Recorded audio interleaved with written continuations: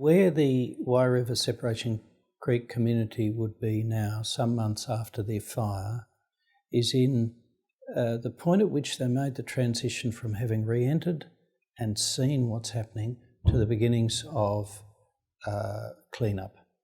Clean-up is analogous to going to the burial after a bereavement. It's often the point where the full significance of the loss becomes really tangible in people's minds, where the last debris goes. In about another 3 months, the community will be coming up to the 6-month mark after the fires.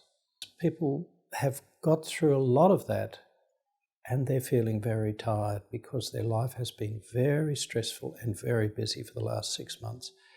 And when they get into this period of less activity but great fatigue, that's often when their emotional pain kicks in and people are more at risk for depression or just plain sadness, or they feel irritable and conflictual with people. What people should be looking for in themselves and in their families is several things that they might not be used to. The big temptation is put your head down and go like hell to try and get through it all.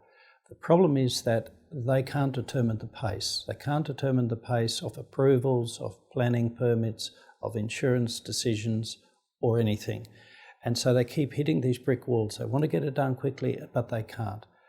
When you're going hell for leather and you hit brick walls, there's a big impact. What we would expect people to see is irritability and anger, short-temperedness, friction, not just with authorities that won't be able to respond fast enough, but with each other and their families and their loved ones.